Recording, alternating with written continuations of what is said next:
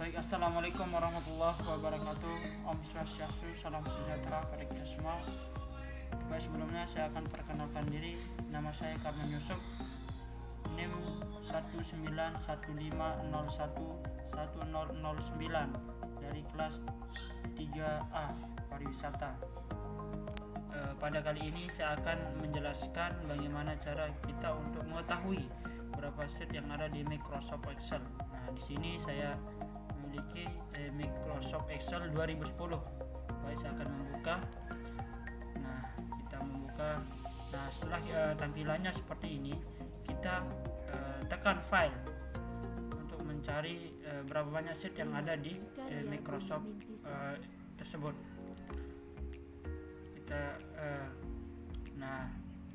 Kita file, terus setelah itu kita pilih option yang ada di file tersebut. Nah, seperti inilah tampilan setelah kita menekan option yang ada di file. Nah, di sini Excel option namanya atau general yang ada di option tersebut. Nah, di sini tertera include this many sheet. Nah, ini banyaknya sheet yang ada di Microsoft Excel 2010 yang saya gunakan pada saat ini, yaitu 255 sheet dalam Microsoft tersebut. Nah, setelah itu kita okekan. Nah, seperti itulah. Nah, di sini secara kita akan gunakan secara manual.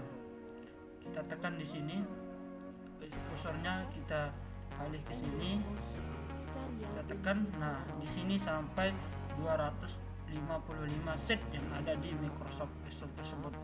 Seperti itu. Saya akan menjelaskan bagaimana cara pembuatan penomoran halaman yang berbeda pada Microsoft Word. Nah, di sini Microsoft Word 2010. Baik, di sini kita akan mencoba membuka Microsoft Word 10. Nah, seperti inilah tampilannya. Saya akan membesar.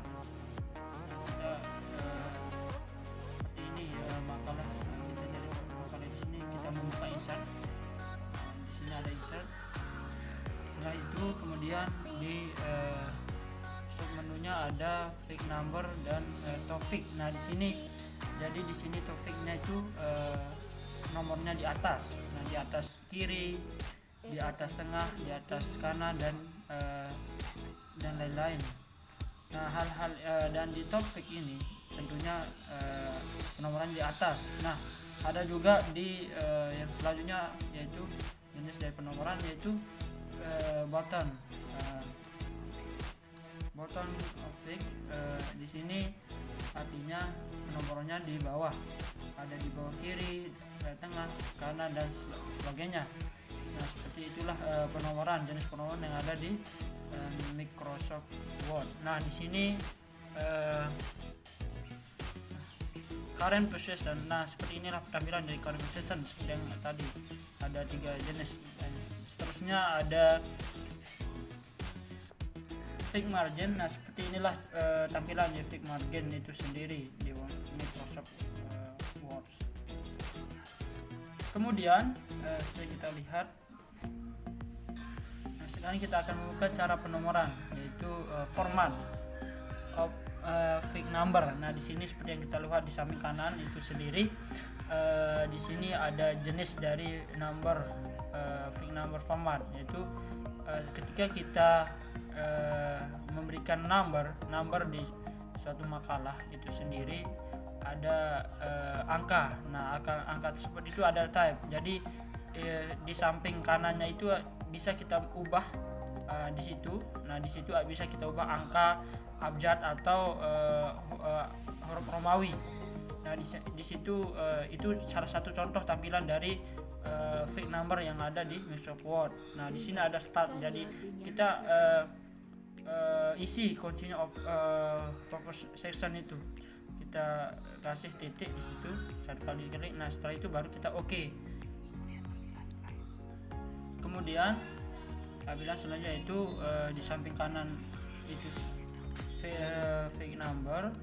Setelah itu kita di sana fake numbernya kita pencet top of page. Nah, itu di seperti itulah tampilannya. Mana yang kita pilih salah satunya di antara top of page atau bottom of page tersebut.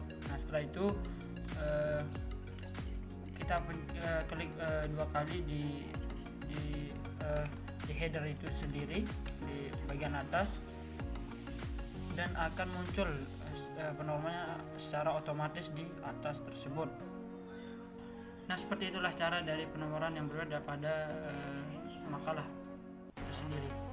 Baik, kemudian kita akan lanjutkan dengan pembahasan cara pembuatan daftar isi secara otomatis di Microsoft Word. Nah di sini seperti tampilan yang sudah ada, di sini ada caranya, yaitu bab 1 pendahuluan itu di blok bab 1, terus bab 1, bab 2, terus yang jadi bab-bab itu yang jadi judul dihidingkan di heading 1 itu semua daftar isi, terus cover, semua cover daftar isi semua itu di heading 1, di blog di heading 1. Setelah itu kita lanjut dengan latar belakang. Nah itu karena 1.1 itu latar belakang itu di heading 2 karena 2 huruf di heading 2 di latar belakang itu cantum, terus 1.2, terus masalah itu di heading heading 2. Nah kayak tujuan, terus segala sub yang ada di materi yang ada di makalah itu di heading 2 kan. Nah seperti itu. Kemudian pada materi pembahasan itu kan, karena itu di bab itu termasuk kita heading 1 karena, terus setelah itu bagian bawah dari pembahasan segala macam 1.1 itu di blok dan di heading 2 seperti itu. Jadi 1.1, 1.2, 1.3 itu di heading 1. Nah jadi nanti setelah itu akan muncul secara otomatis. Nah selanjutnya setelah itu kita buka menu reference. Setelah itu di menunya ada table of content. Nah itu kelihatan di table of content itu mana konten yang dipilih, salah satunya contohnya di bagian atas itu sendiri. Nah itu akan bertampilan secara otomatis, daftar isi akan muncul seperti di sebelah kanan itu sendiri. Nah seperti yang sudah kita lakukan tadi, nanti seperti yang tadi kita sudah headingkan, jadi cover, kata pengantar di daftar isi itu di heading bab pendahuluan itu di heading 1 dia itu. Nah seperti itu kan udah.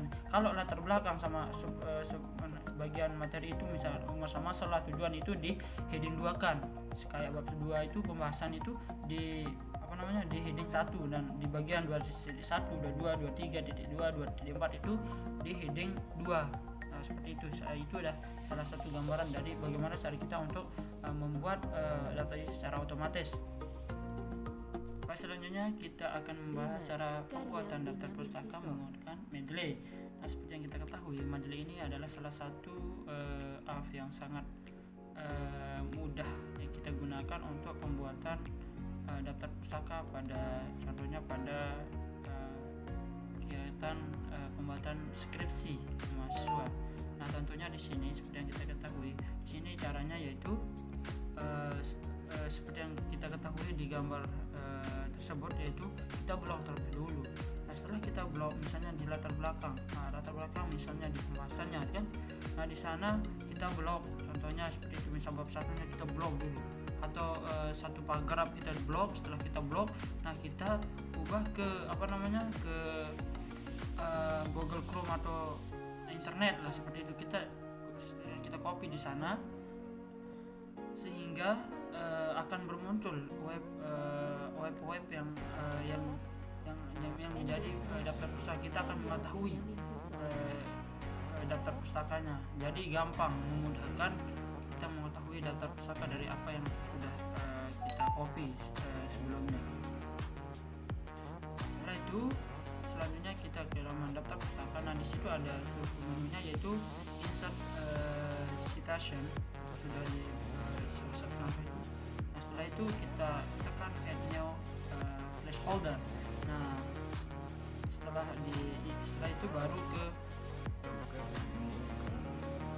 itu baru ke menu BB geografi. Nah, di sini seperti yang tadi ini langsung secara otomatis dia pilih salah satu. Di sana ada yang paling atas dan bawah itu yang geografi dan arsitek. Nah, di situ salah satu yang kita gunakan misalnya kan, misalnya yang paling atas. Nah, akan bermunculan seperti ini karena sudah tadi di blog dan di website kan, di internet kan. Nah, itu nanti akan bermunculan setelah kita pilih menu-menu yang sudah langsung seperti tadi. Nah, setelah itu baru muncul seperti daftar pustaka yang kita lihat pada saat ini. Nah, seperti inilah secara gampang dalam pembuatan skrip. Jadi sangat mudah kita mengetahui daftar pustakanya seperti itu. Baik, selanjutnya kita akan membahas contoh pembuatan tabel daftar nilai mahasiswa atau siswa menggunakan Microsoft Excel. Nah, di sini saya mencontohkan saja, menampilkan layar, salah satu layar yang mana sama juga dengan bagaimana cara kita untuk membuat di Microsoft Word, di Microsoft Excel. Nah, di sini salah satu gambar yang saya buat di Microsoft PowerPoint. Jadi di sini adalah satu file yang mana sudah di setting, yang saya sudah settingkan kita taruh di PowerPoint, yang mana ini sama juga dengan apa yang saya buat, apa yang seharusnya kita buat di Microsoft Excel itu sendiri. Nah, di sini seperti kita ketahui, di sini ada daftar nilai dari mahasiswa itu sendiri. Ini adalah satu contoh. Nah, jadi sini kita buatkan dulu, kita ketik dalam satu sel Microsoft Excel, yang mana di sini kita ketik dapat nilai siswa, misalnya mahasiswa wisata misalnya. Terus yang kedua di bawahnya, sel di bawahnya yaitu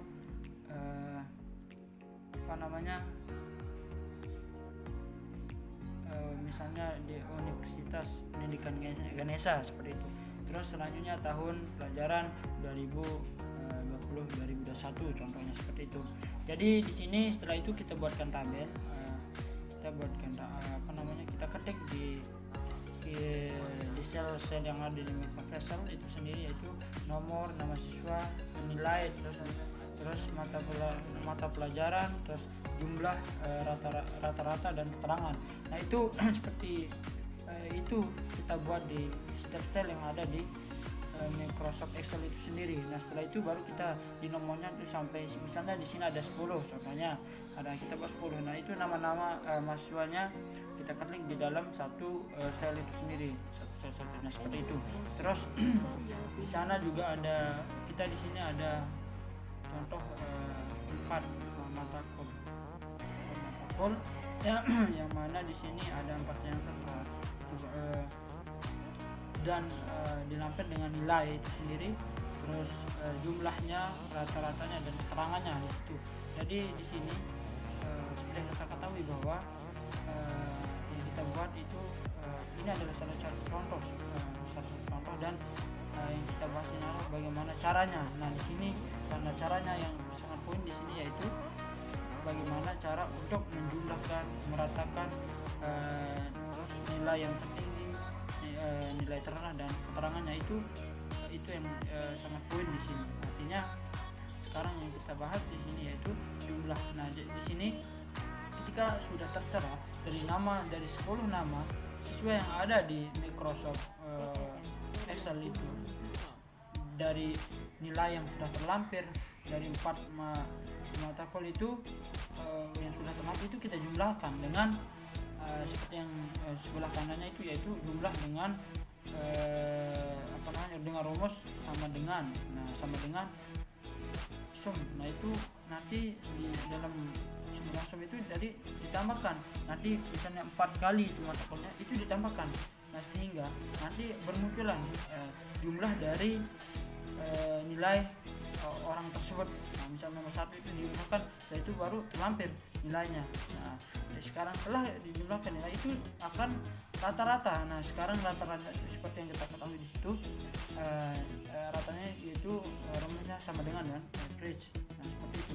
Jadi nanti setelah tahu jumlah dari keseluruhan itu nanti mana rata-ratanya kita jadi rumusnya itu sama dengan average. Nah itu yang kita tampilkan di situ, nanti akan secara otomatis ratanya akan ketahui. Misalnya nomor 2 itu ratanya sekian, misalnya di sana tertera 81,25. Nah itu rata-ratanya, misalnya seperti itu contoh. Nah setelah itu cara kita mengetahui nilai dari yang tertinggi dari mahasiswa itu sendiri, yaitu di bawahnya tertera nilai tertinggi.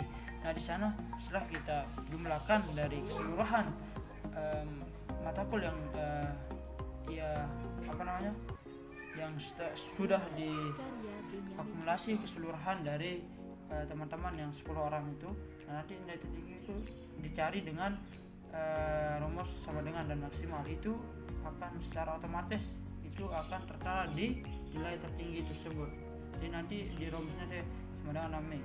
Nah di sana akan tertera di enterkan, akan bermunculan mana nilai yang tertinggi di Microsoft Excel yang sudah kita buat, daftar nilai yang kita sudah buat. Nah seperti itu. Jadi nanti sama juga dengan nilai terendah. Nah jadi seperti itu. Tapi yang membedakannya yaitu rumusnya yaitu sama dengan min. Kalau seperti itu. Nah, kalau yang tinggi yaitu sama dengan max.